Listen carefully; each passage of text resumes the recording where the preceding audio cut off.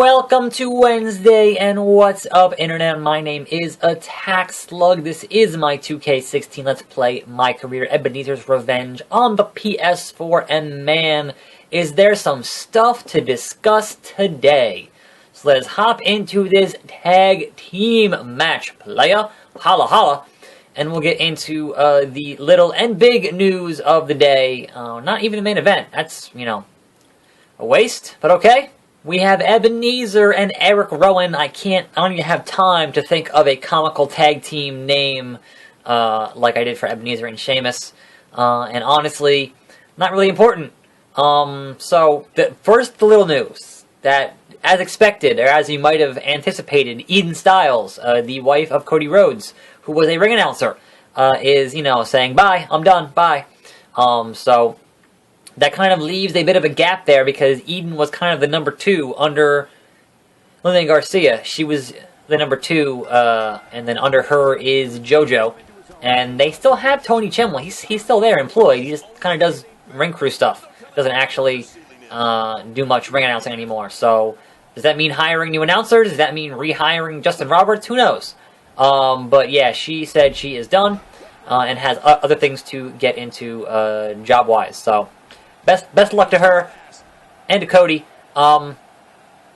Speaking of which, there apparently was some heat, fucking dirt sheets. There was some heat on Cody for saying the things he said about the head writers of the show, and it's like, wow, who the fuck cares? Like, certainly he doesn't give a shit who he has heat with at this point. He's done. He left. He got his release. That is the dumbest bit of news in the world. Anyway, the big news, the biggity big news for today, for the month, for whatever, is SmackDown. The long-rumored and now officially confirmed SmackDown going live. Not just going live on Tuesday nights from 8 to 10 p.m., but having its own set of superstars, its own set of writers, its own storylines. That's right, motherfuckers, it's a brand split. And we know how well that went last time. So that in and of itself leads to 1,000,001 questions that we will obviously find out in the coming months. This is going to be happening July. I want to say the 19th? I think it was the 19th. So this poses so many questions. The first of which is, are they going to split up the titles again? Are we going to have 2 world titles again? Because if you're not having, like, you would think, how things worked on SmackDown when SmackDown first started airing, was that they would film an angle and have Raw be a cliffhanger and go right into SmackDown in terms of that story. But if you're going to have distinct superstars and stories and everything else, that means that, what the hell is going to be the top belt on SmackDown, since ideally you wouldn't see Roman Reigns as your world champion on SmackDown if he's going to be, the Raw champ.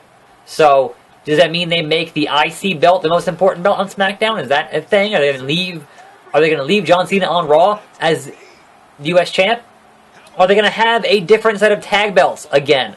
Are they going to have another women's belt again? So many questions. So many questions, and right now, obviously, we have, no answers. But man, it is going to be an interesting summer. A very interesting summer. So the other thing that I kind of, in my head, is floating around is, at what point did the talent know about this as an impending deal? Now, certainly they've been on kind of a hiring spree lately. They got, a new lead announcer on SmackDown. There have been rumors of, hey, we're going to do a brand split, but then, that's just, not actually happening, etc., etc. There was the fact that you brought in Shane. There were things here and there to go, okay, well, that makes sense that they were going to do it, but you didn't actually think it was going to happen. You didn't actually think it was going to be a thing. So, this poses the question, at what point did the talent themselves know about it?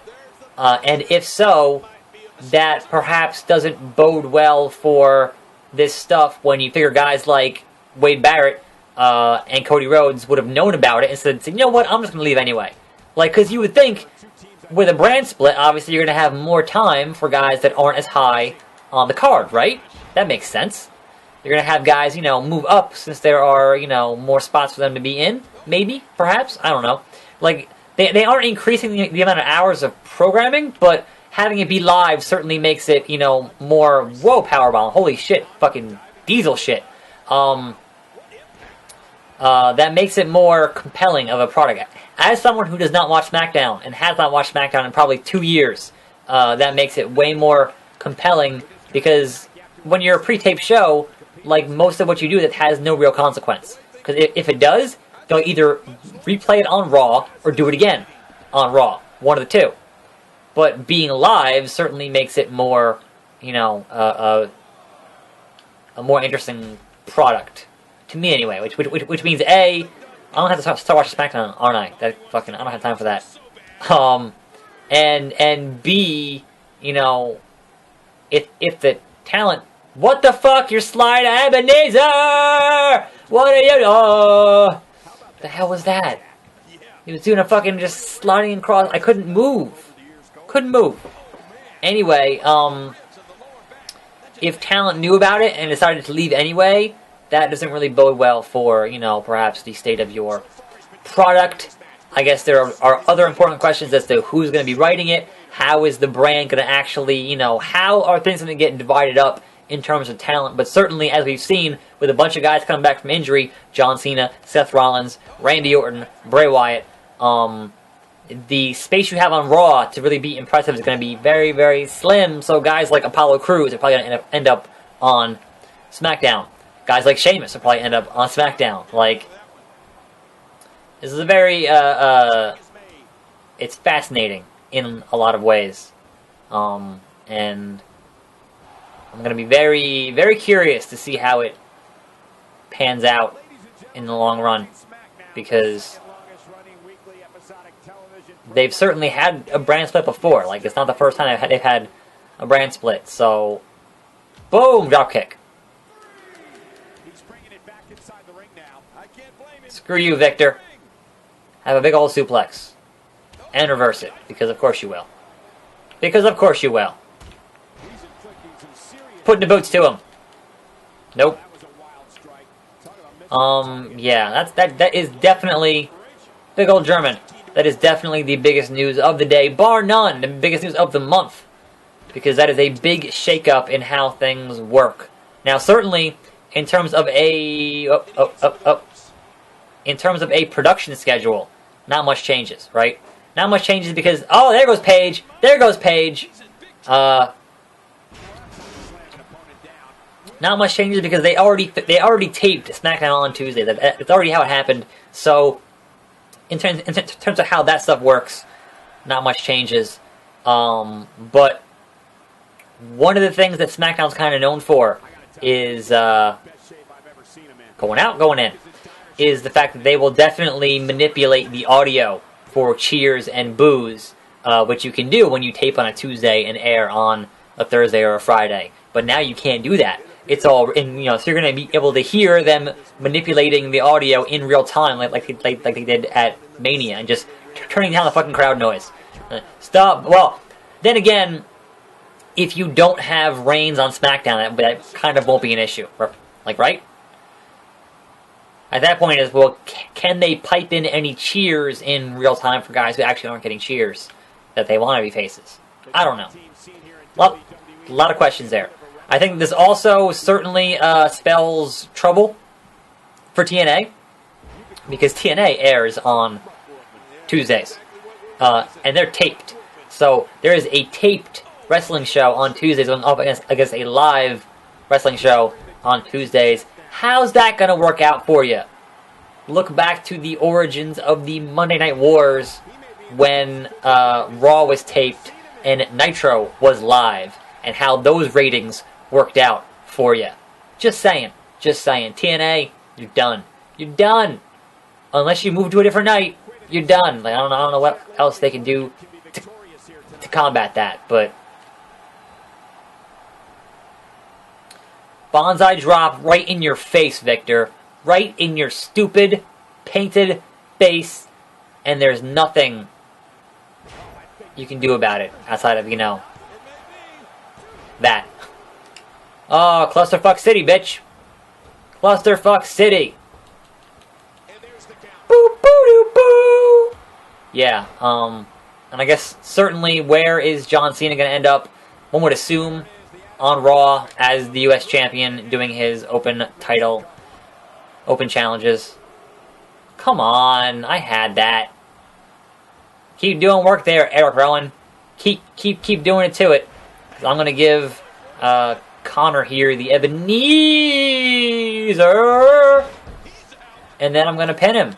Hopefully. And we're going to end this shit show of a match. No! Eric Rowan, you have failed me for the last time. We won still. Fuck it, we won.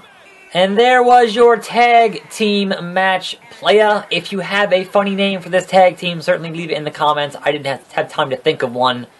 So it's Ebenezer and it's double E. J-E, haha. Double S, haha. It's double E. Earned or Shern. I don't know. That's just off the top of my head. Anyway, that was a 3.5-star match. Whatever. And that will wrap up my show for today. Let me know what you think of this brand split, SmackDown Live, etc. Oh, wait, I'm not done yet. God damn it. Okay, well, let's, I guess, do this shit, 'cause I don't have a choice. Watch this fucking cutscene thing. I was supposed to be done, Cody. I have to go run errands. I'm gonna punch him in the face again. Same cutscene as last time. No, just keep... I'm hitting the arm. That's the weakest fucking punches in the world. Here comes security. They won't stop me. Like, I can't be tamed. I'm unchained. Yee! Yee! Yee! 2 security guys is not enough help. Come on now.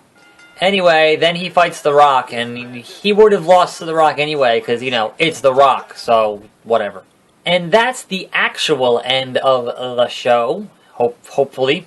Fingers crossed. And yes, Superstar won that match, because obviously The Rock's going to beat Stardust. Come on now. Come on now. And then Superstars, and maybe Superstars in TLC tomorrow.